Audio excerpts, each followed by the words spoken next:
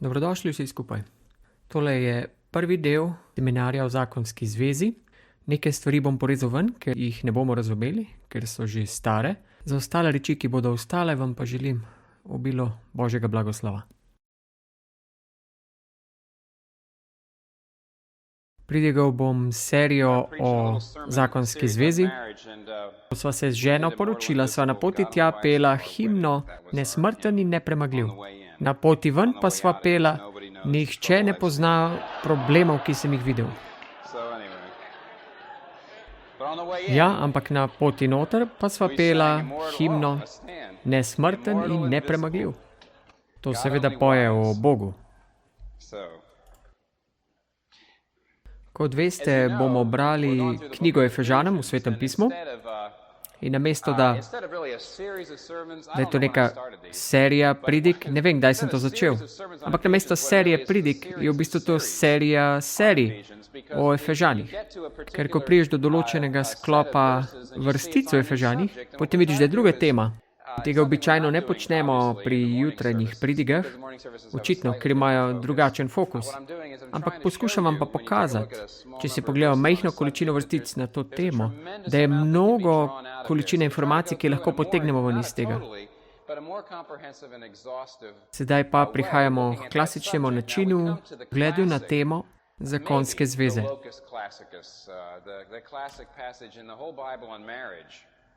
To namreč piše v Efežanih, 5. poglavje, in začel bom brati od 22. vrstice. Verjetno najbolj znameniti, najdaljši izsek, ki govori na to temo, seveda tudi, kako Bog razume zakon, zakonsko zvezo. To bomo prebrali, na to bom poskušal orisati pregled, osnovne načela in potem bomo šli v detajle. Preberimo torej iz Efežanom 5, 21 do 32. Zelo znane vrstice. Z 21. vrstico bom začel. Iz strahospoštovanja do Kristusa se podrejajte drug drugemu. Žene naj bodo podrejene svojim možem kakor Gospodu. Mož je namreč glava ženi, kakor je Kristus glava cerkvi. Cerkev je njegovo telo, katerega je on rešitelj. In kakor je cerkev podrejena Kristusu, tako naj bodo vsem žene možem. Možje, ljubite svoje žene, kakor je Kristus ljubil cerkev in dal zanjo sam sebe, da bi jo posvetil, ko jo je očistil s kopeljo vode z besedo, tako da bi si sam postavil predse veličastno cerkev brez madeža, gube ali česa podobnega, da bo sveta in brezmadežna. Tako so tudi možje dolžni ljubiti svoje žene kot svoje lastna telesa. Kdor ljubi svojo ženo, ljubi sebe. Vendar ni nihče nikoli sovražil svojega mesa, temveč ga hrani in neguje kakor Kristus cerkev. Smo namreč deli njegovega telesa. Zaradi tega bo mož zapustil očeta in mater in se pridružil svoji ženi in bosta oba eno meso. Ta skrivnost je velika, jaz pa pravim glede Kristusa in glede cerkve. Zato pa naj tudi vsak med vami tako ljubi svojo ženo, kakor sebe. Žena pa naj spoštuje, časti, se boji moža. To je Božja beseda. In veliko reči tukaj piše, ki bi jih lahko pogledali. In veliko eksplozivnih, kontroverznih reči tukaj piše. In teh se bomo tudi dotaknili. Rad bi pa predlagal, da misel ali dve o tem, zakaj sploh pokrivamo to tematiko o zakonski zvezi. Če pa je morda tako veliko število med vami ni poročenih. Zakaj bi to storili? Ni to nevarno? Vi bi takoj želeli aplicirati to besedilo svoji ženi v ponedeljek že. In v mnogih primerih bi to bilo prenaglo.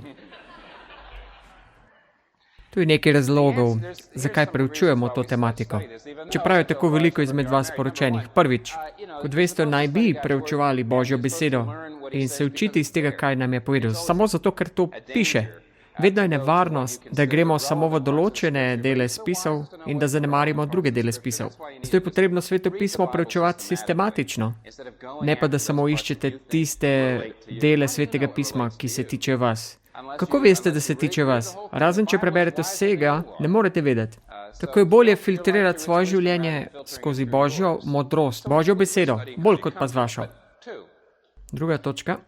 Kako razumem, jih je mnogo med vami, ki ste morda samski in razmišljate o poroki in bi se radi poročili. Ampak čisto iskreno, pretirani strahovi pred poroko in pretirano poželenje po poroki, ali pa pretirana užaljenost, če niste poročeni, ali pa pretirana romantičnost zakona. Vse te reči, ki zameglijo vaše razumevanje tega.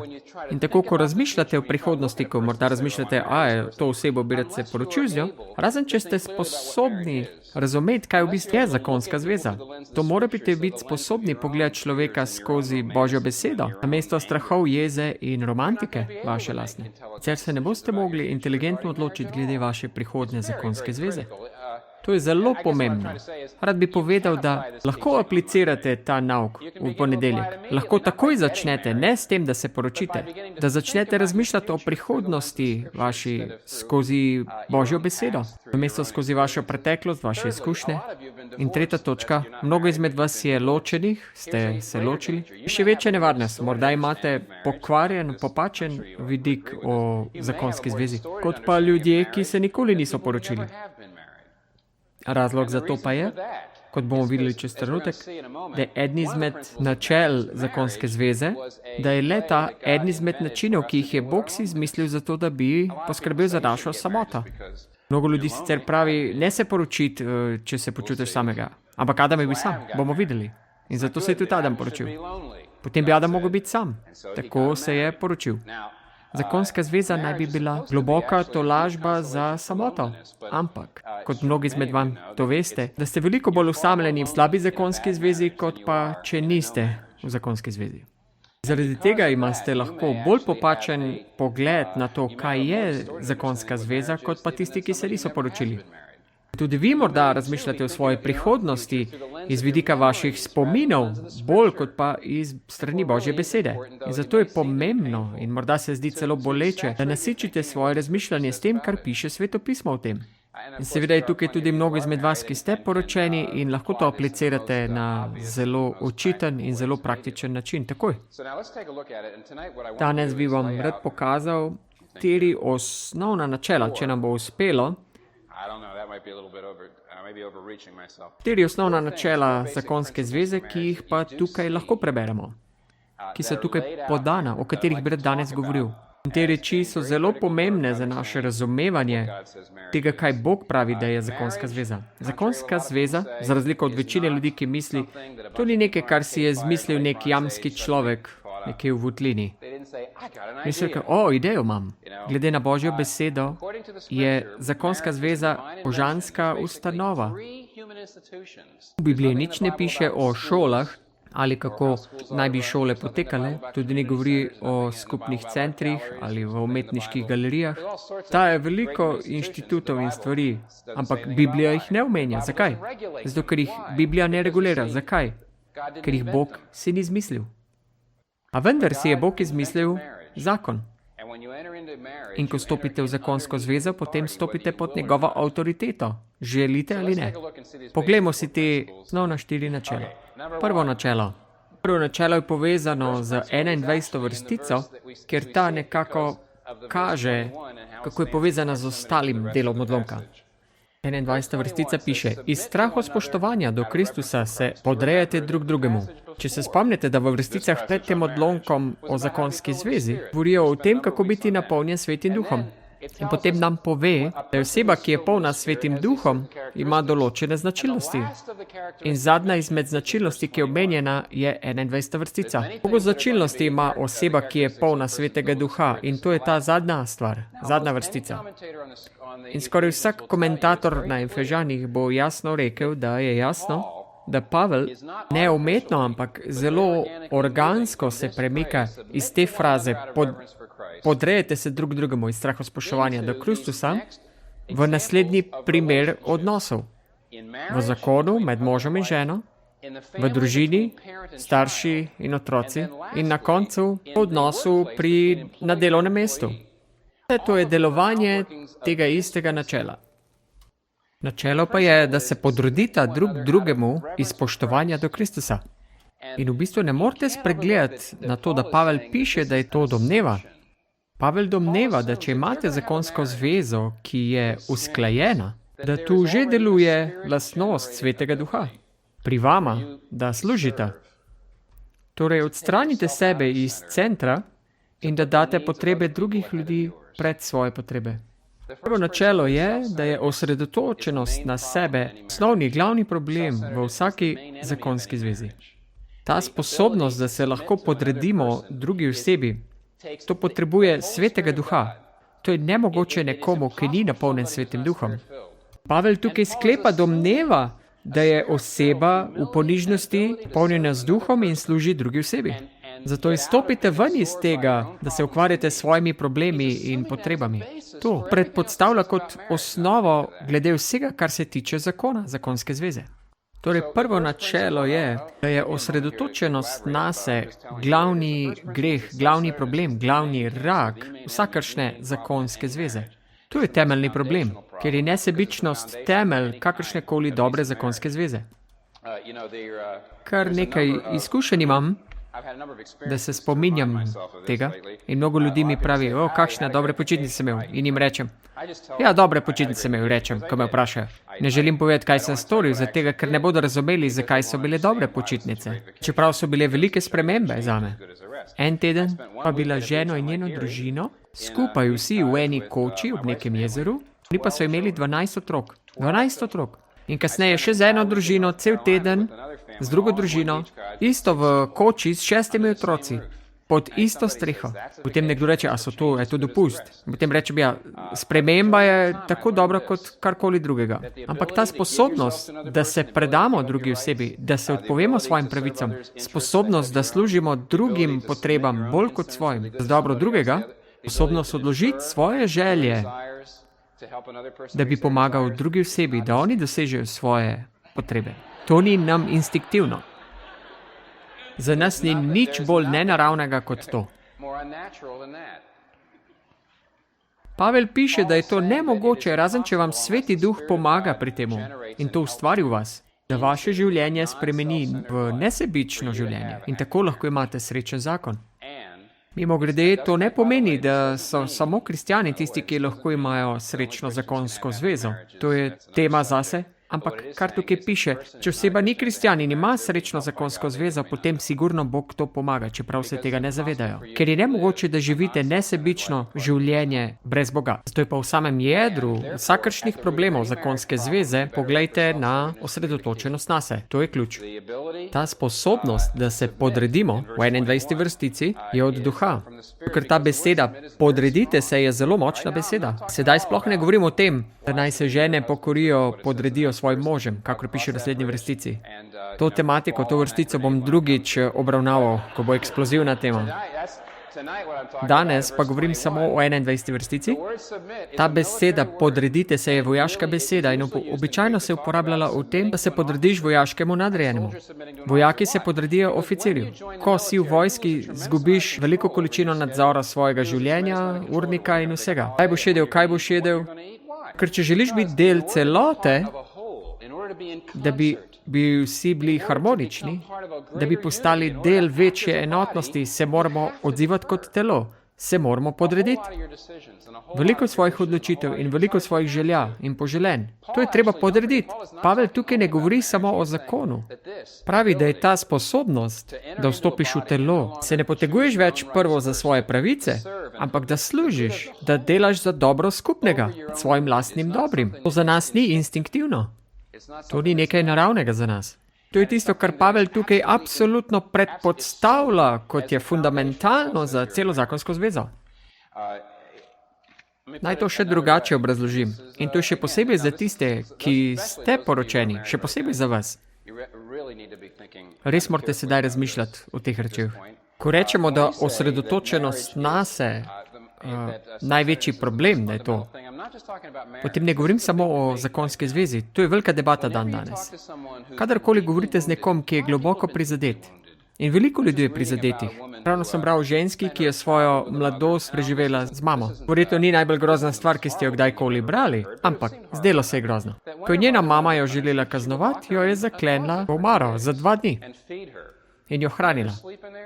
Spala je tam notri in ostala je tam noter. Ni, da ni dobila hrane, ampak še vedno je bila zaprta v omari. To je kar hudo. To ni tisto, ko otroke požigajo z cigaretnimi ogorki, ampak še vedno je grozno. In tako je odrasla poškodovana oseba. In če kdajkoli s kom govorite, ki je bil resnično prizadet zaradi drugih v življenju, boste opazili dve reči glede njih. Resnično so bili stiskani v stiski. Pačno se je ravnali z njimi.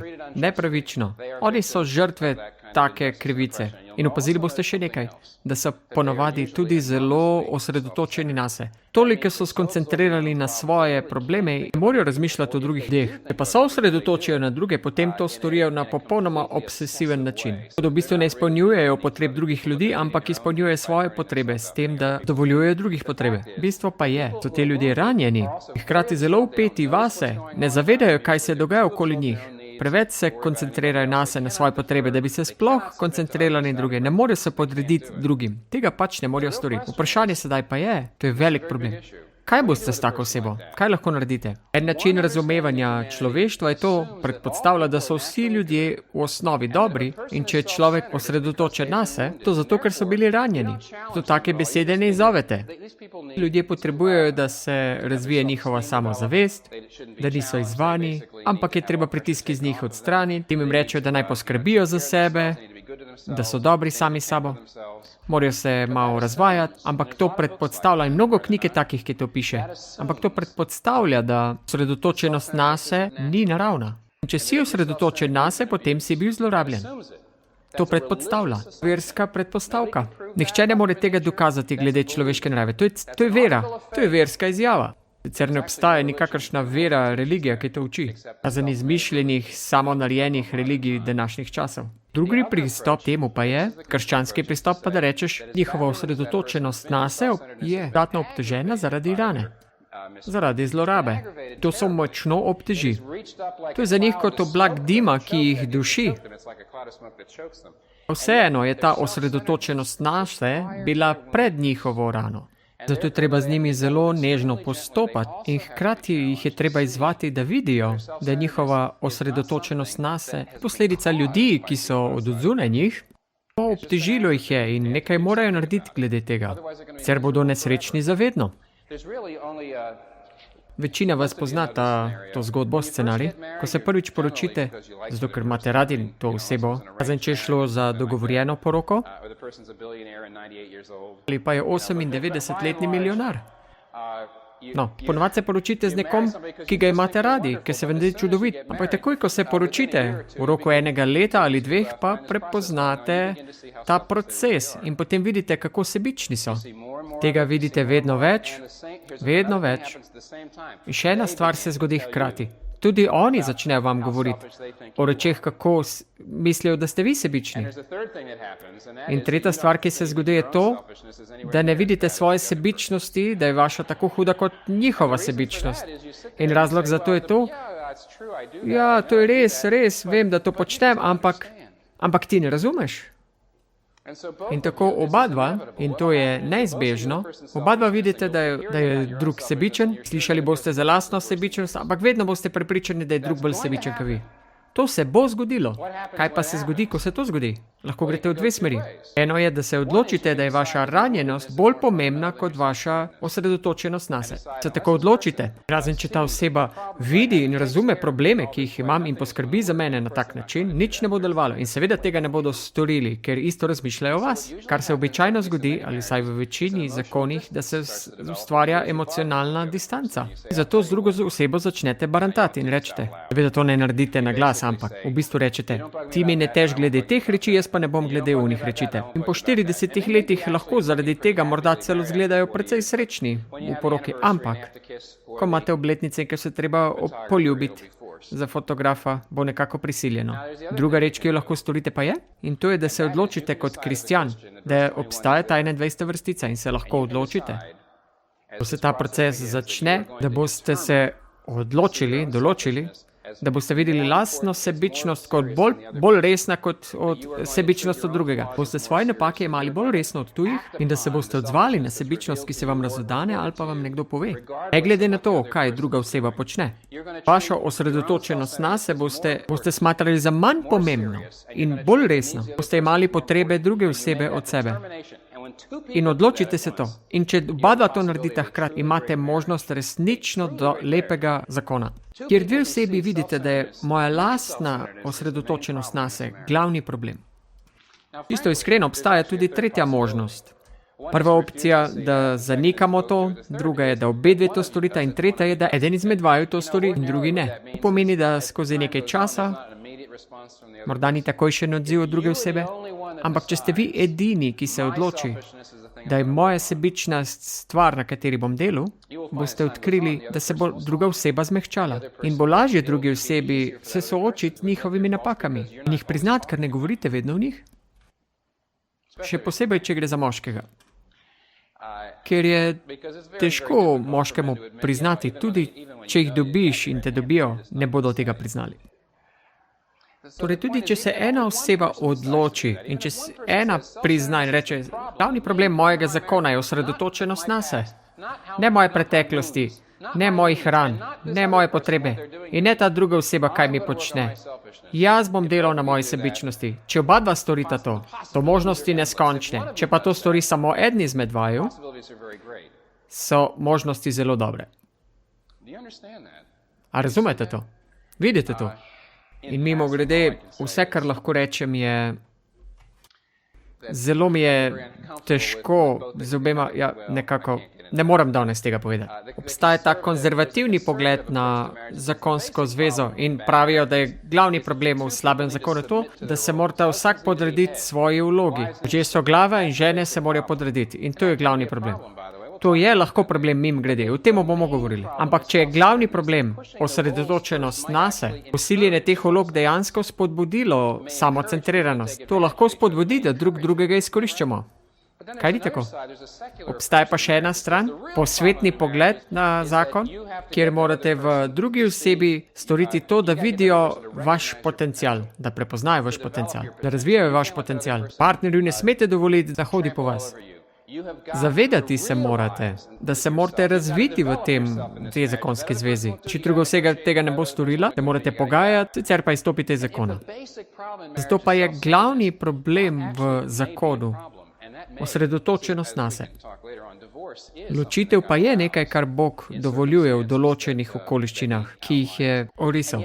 Če je glavni problem osredotočenost nase, ali ne menite, da potem vsa ta poudarek na razvoju sebe, da to ravno spodbuja to? Krščansko načelo pa je tukaj od duha dana, svetega duha, nesebičnost.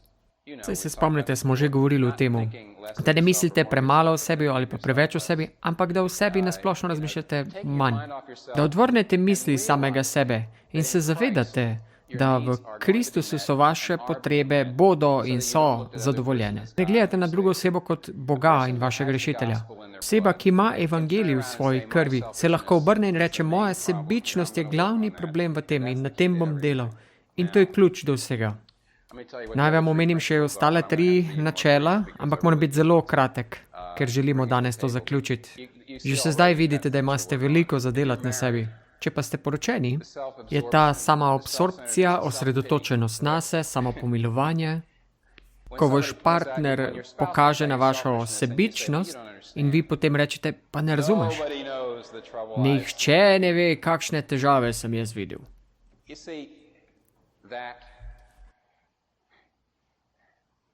To je ta rak.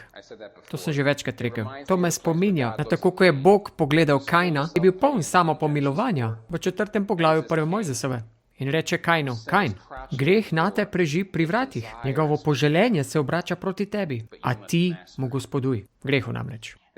To je neko načelo našo sebičnosti v vašem življenju, ki čaka pred vrati in vas želi imeti in vas želi požreti. Na vas pa je, da nekaj storite proti temu, Bog pravi. Zanikajte se, najdite se, izgubite se, da bi se našli. To je osrčje evangelija. Te ostala 3 načela vam samo še povem, katera so. Kar pa je zanimivo, da na koncu tega poglavja, Pavel na koncu utemeljito vse skupaj s tem, kar nam on pove o zakonu v 1. Mojzesovo knjigo.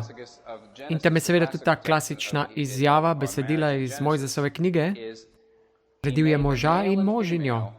In zaradi tega bo mož zapustil očeta in mater in se pridružil svoji ženi in bosta postala eno meso. Na porokah rečem takšne stvari, kot jih bom zdaj povedal. Tole klasično besedilo, ki smo ga sedaj prebrali, nam pove 3 reči o zakonu. In sedaj jih bom samo omenil. Prvo je esenca zakona v bistvu zaveza, pogodba, ko se bo mož držal svoje žene. Ta beseda držal v bistvu pomeni, da se bo prilimal na njo, bo se zavezal. A je esenca zakonske zveze? Nekateri pravijo, da so to občutki naklonjenosti. Ravno zadnjič sem na televiziji gledal, ko je rekel: Draga, dajva se poročiti, pa je rekla: ne potrebujem papirja, da ti povem, da te ljubim. Ljubim te, kdo potrebuje zakonsko zvezo? Pa popolnoma narobe razume, kaj je smisel zakonske zveze. Občutki ne morajo biti esenca zakona. Celo pes vas ljubi in ima čudovite občutke in ni poročen z vami. Kateri pravijo, imeti otroke je esenca zakonske zveze. Gane, miši, zajci so tudi lahko vaši otroci, ne potrebujete zakonske zveze za to. Kateri trdijo, da je esenca zakona seks. Kar pa ni, ker če bi seks bil esenca zakona, ali pa občutki, ali pa imeti otroke, potem zakon je ali pa ni, pride in gre. To bi bila potem stvar od trenutka do trenutka. Esenca zakonske zveze je v bistvu obljuba.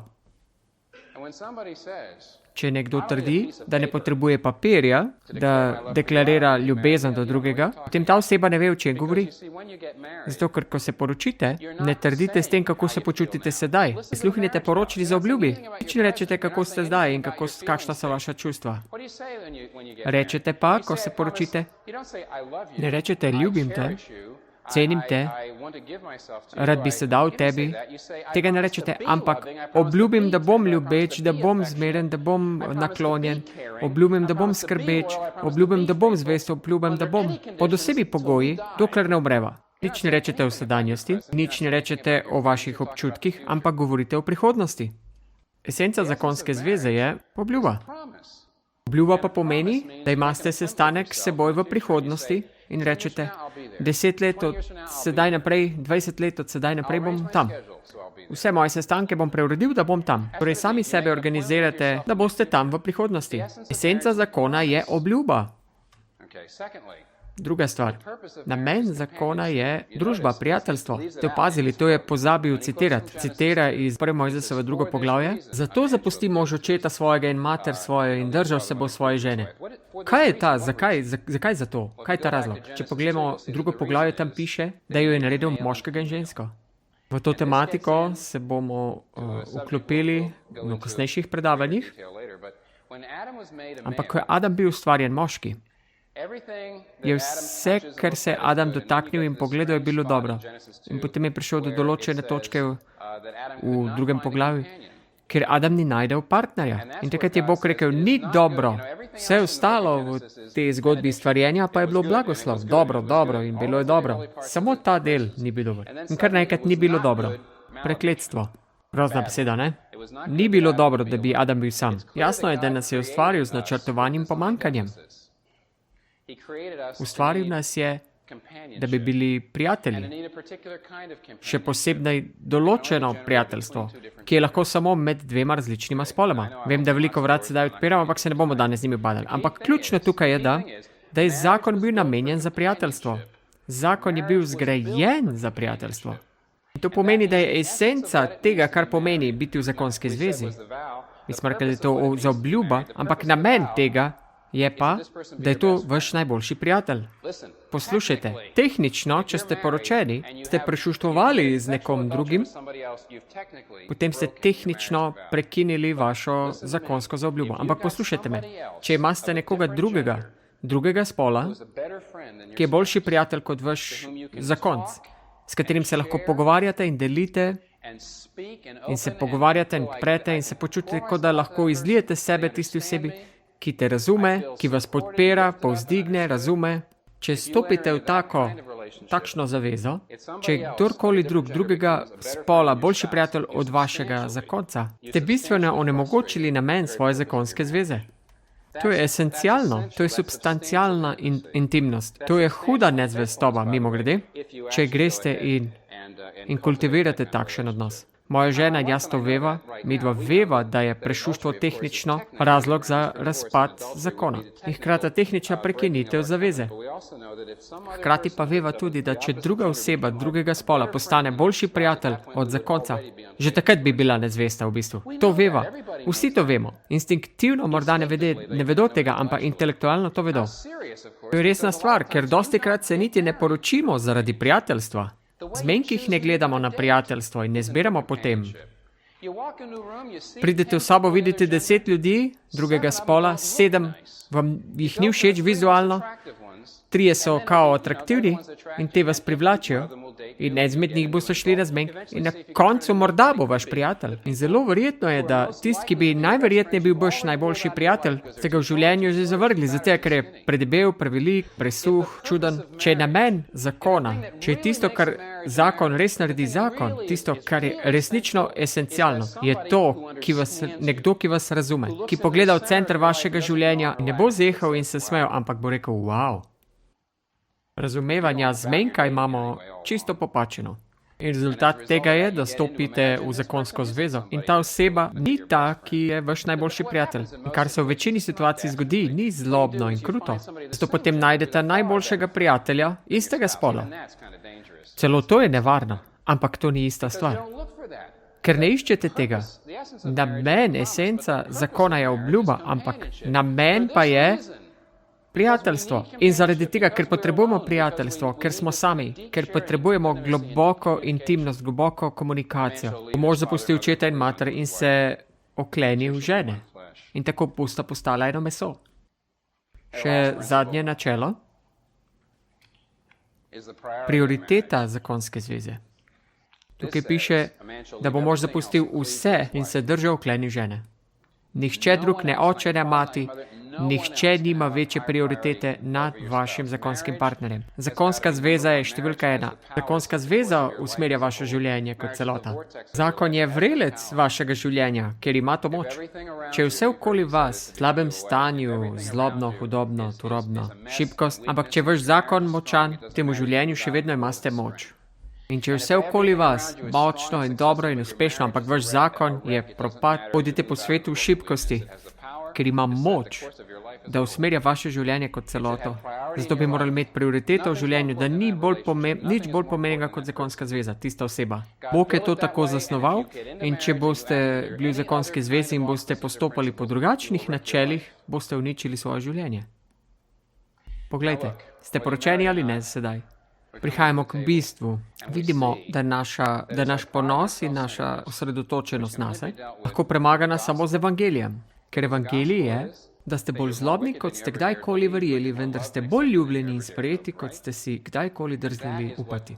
In to je to, kar razoroži vaš ego. Oseba, ki si misli preveč o sebi, tem si bolj zloben, kot si sploh zmožen verjeti. Oseba, ki si misli premalo o sebi, bolj ste ljubljeni, kot ste si kdajkoli drznili upati. Dve vrsti osredotočenosti nas obstajata. Jaz sem tako čudovit ali pa jaz sem tako grozen. Zaradi obeh ne morete služiti drugim.